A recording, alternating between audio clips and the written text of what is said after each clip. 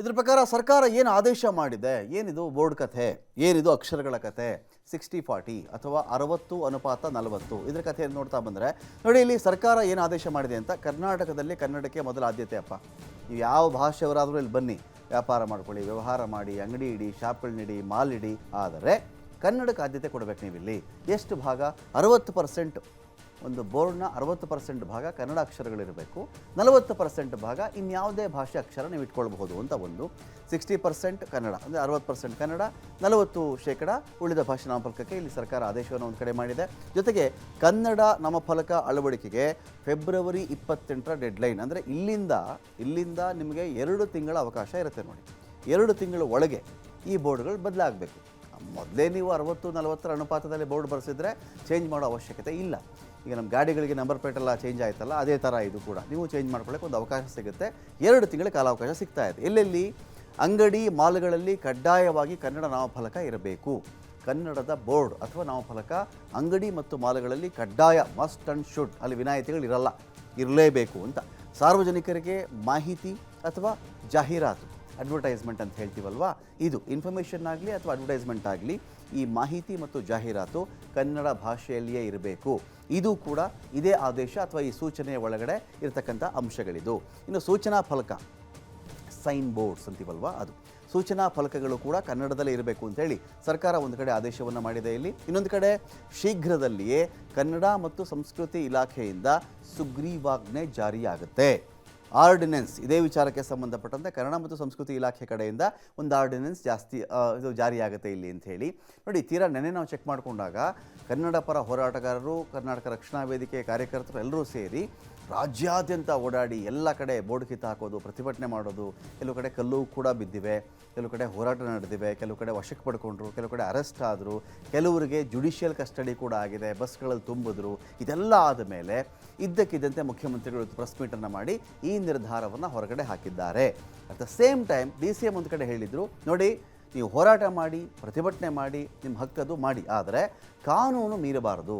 ಕಲ್ಲಲ್ಲಿ ಹೊಡೆಯೋದು, ಏನಕ್ಕೂ ಡ್ಯಾಮೇಜ್ ಮಾಡಿಬಿಡೋದು, ಸಾರ್ವಜನಿಕ ಆಸ್ತಿ ಪಾಸ್ತಿ ಹಾನಿಯಾಗಿ ಇದನ್ನು ಮಾಡೋವಂತಿಲ್ಲ. ಹೋರಾಟ ಮಾಡಿ, ನಿಮ್ಮ ಹೋರಾಟ ಜೊತೆ ನಾವು ಇರ್ತೀವಿ, ಆದರೆ ಕಾನೂನು ಮೀರುವಂಥ ಕೆಲಸ ಆಗಬಾರ್ದು ಅಂತ ಅವರು ಕೂಡ ಹೇಳಿದರು. ಇದರ ಬೆನ್ನಲ್ಲೇ ಸಿದ್ದರಾಮಯ್ಯನವರು ಇವತ್ತು ಈ ಒಂದು ಸೂಚನೆಯನ್ನು ಕೊಟ್ಟಿದ್ದಾರೆ.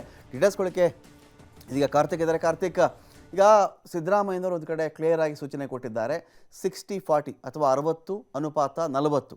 60 ಭಾಗ ಅಕ್ಷರಗಳು ಕನ್ನಡದಲ್ಲಿರಬೇಕು, ಉಳಿದ 40 ಭಾಗದ ಅಕ್ಷರಗಳು ಕನ್ನಡೇತರ ಭಾಷೆಗಳಲ್ಲಿ ಇರಬಹುದು ಅಂಥೇಳಿ. ಸೊ ಏನೇನಿದೆ ಈ ಆದೇಶದಲ್ಲಿ, ಇದ್ರ ಬಗ್ಗೆ ರಿಯಾಕ್ಷನ್ಸ್ ಏನು ಬರ್ತಾ ಇದೆ? ಈಗ ಬೋರ್ಡ್ಗಳು ಅಕಸ್ಮಾತ್ ಈ ಅನುಪಾತ ಇಲ್ಲದೇ ಇರೋರು ಈಗ ಚೇಂಜ್ ಮಾಡಿಸ್ಕೊಳ್ಬೇಕಾಗತ್ತೆ. ಯಾಕಂದರೆ ಏನೋ ಒಂದೇ ಒಂದು ವಾರ ಟೈಮ್ ಇದೆಯಪ್ಪ ಅಂದರೆ ಬೋರ್ಡ್ ಬರೆಯೋರು, ಆರ್ಡ್ರ್ಗಳು ತುಂಬ ಅವ್ರಿಗೆ ಈ ಒಂದು ಸಂದರ್ಭದಲ್ಲಿ ಕಷ್ಟ ಆಗಬಹುದು. 2 ತಿಂಗಳ ಕಾಲಾವಕಾಶ ಇರೋದ್ರಿಂದ ಈ ಒಂದು ವಿಚಾರಕ್ಕೆ ಸಂಬಂಧಪಟ್ಟಂತೆ ಅವ್ರಿಗೆ ಕಾಲಾವಕಾಶ ಸಿಕ್ಕಿರೋದ್ರಿಂದ ಚೇಂಜ್ ಮಾಡ್ಕೊಳ್ಬಹುದಲ್ವಾ ಅಂತ ಕಾರ್ತಿಕ್?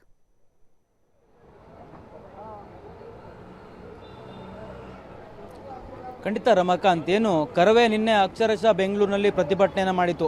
ಕನ್ನಡೀಕರಣವನ್ನು ಮಾಡಬೇಕು ಎಲ್ಲ ಒಂದು ಬೋರ್ಡ್ಗಳನ್ನು ಕೂಡ ಅಂದ್ಕೊಂಡು ಅದೇ ವಿಚಾರವಾಗಿ ಇವತ್ತು ಅಂದರೆ ನ್ಯಾಯಾಂಗ ಬಂಧನವನ್ನು ಒಂದು ಕಡೆ ಒಂದು ಕರವೆಯ ಮುಖಂಡರಾಗಿರುವಂಥ ನಾರಾಯಣಗೌಡರನ್ನ ಮಾಡಿದ್ದಾರೆ. ಹಾಗಾಗಿ ಒಂದಿಷ್ಟು ಕಡೆ ಸರ್ಕಾರದ ವಿರುದ್ಧವೂ ಕೂಡ ವ್ಯಾಪಕವಾಗಿ ಆಕ್ರೋಶಗಳು ಕೂಡ ಕೇಳಿಬರ್ತಾ ಇತ್ತು.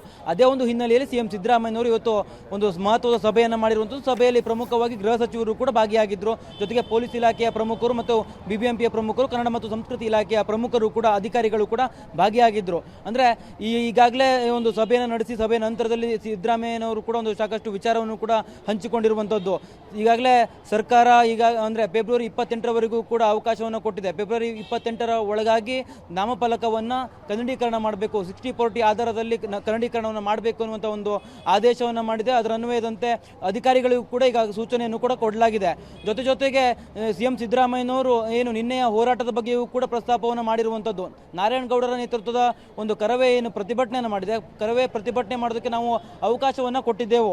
ಆ್ಯಕ್ಚುಲಿ ಅಲ್ಲಿ ಅಂದರೆ ದೇವನಹಳ್ಳಿಯಲ್ಲಿ ಪ್ರತಿಭಟನೆ ಮಾಡೋದಕ್ಕೆ ಅವಕಾಶವೇ ಇರಲಿಲ್ಲ. ಅಂದರೆ ಸುಪ್ರೀಂ ಕೋರ್ಟ್, ಹೈಕೋರ್ಟ್ನ ಆದೇಶವೇ ಇತ್ತು. ಆದರೂ ಕೂಡ ನಾವು ಅವಕಾಶವನ್ನು ಕಲ್ಪಿಸಿದ್ದೆವು. ಆದರೆ ಪ್ರೈವೇಟ್ ಪ್ರಾಪರ್ಟಿಗಳಿಗೆ ಹಾನಿ ಮಾಡುವಂಥ ಒಂದು ಕೆಲಸವನ್ನು ಕರವೇ ಕಾರ್ಯಕರ್ತರು ಮಾಡಿದ್ದಾರೆ. ಹಾಗಾಗಿ ನಾವು ಕಾನೂನನ್ನು ಮತ್ತು ಸಂವಿಧಾನವನ್ನು ನಂಬುವಂಥ ಒಂದು ಸರ್ಕಾರ ನಮ್ಮದು. ಹಾಗಾಗಿ ಕಾನೂನಾತ್ಮಕವಾಗಿ ಕ್ರಮವನ್ನು ಜರುಗಿಸಲಾಗಿದೆ ಅನ್ನುವಂಥ ಒಂದು ಮಾಹಿತಿ ಅನ್ನುವಂಥ ಅಭಿಪ್ರಾಯವನ್ನು ಕೂಡ ವ್ಯಕ್ತಪಡಿಸಿದ್ದಾರೆ. ಏನು ಸರ್ಕಾರದ ಮೇಲೆ ಆರೋಪಗಳು ಕೇಳಿಬರ್ತಾ ಇತ್ತು, ಕರವೇ ಅವರ ಅವರನ್ನ ಕನ್ನಡ ಸಂಘಟನೆಗಳನ್ನ ಹತ್ತಿಕ್ಕುವಂತ ಕೆಲಸವನ್ನ ಮಾಡ್ತಾ ಇದ್ದಾರೆ ಅನ್ನುವಂಥ ಮಾತು. ಆದರೆ ಆ ವಿಚಾರವನ್ನ CM ಸಿದ್ದರಾಮಯ್ಯನವರು ಮತ್ತೆ ಪುನಃ ಸಮರ್ಥನೆಯನ್ನು ಮಾಡ್ಕೊಂಡಿರುವಂಥ ಸರ್ಕಾರ ಯಾವುದೇ ಕಾರಣಕ್ಕೂ ಕೂಡ ಕಾನೂನನ್ನ ಕೈಗೆತ್ತಿಕೊಳ್ಳೋದಕ್ಕೆ ಕೊಡೋದಿಲ್ಲ. ಸಂವಿಧಾನ ಮತ್ತು ಕಾನೂನನ್ನ ನಾವು ರಕ್ಷಣೆ ಮಾಡ್ತೇವೆ. ಹಾಗಾಗಿ ಕರವೇ ಏನು ನಿನ್ನೆ ಮಾಡಿದಂತ ಒಂದು ಪುಂಡಾಟ ಇದೆಯಲ್ಲ, ಅದರ ಬಗ್ಗೆ ನಾವು ನಮ್ಮ ಸರ್ಕಾರ ಸರಿಯಾದ ಒಂದು ಕ್ರಮವನ್ನು ಜರುಗಿಸಿದೆ ಅನ್ನುವಂಥ ಒಂದು ಮಾತನ್ನು ಕೂಡ ಹೇಳಿರುವಂಥದ್ದು. ಜೊತೆಗೆ ಕನ್ನಡೀಕರಣ ಮಾಡುವಂಥ ವಿಚಾರದಲ್ಲಿ ನಾಮಫಲಕವನ್ನ ಫೆಬ್ರವರಿ 28ರವರೆಗೆ ಅವಕಾಶವನ್ನು ಕೊಡಲಾಗಿದೆ. ಜೊತೆಗೆ ಫೆಬ್ರವರಿ 28ರ ನಂತರವೂ ಕೂಡ ಇವರು ನಾಮಫಲಕದಲ್ಲಿ 60% ಕನ್ನಡವನ್ನು ಬಳಸದೇ ಇದ್ದಂಥ ಪಕ್ಷದಲ್ಲಿ ಅವರ ಲೈಸೆನ್ಸ್ ಅನ್ನು ಕೂಡ ರದ್ದು ಮಾಡ್ತೇವೆ ಅನ್ನುವಂಥ ಮಾಹಿತಿಯನ್ನು ಕೂಡ ಕೊಟ್ಟಿರುವಂಥದ್ದು. Ramakant, thank you Karthik, thank you.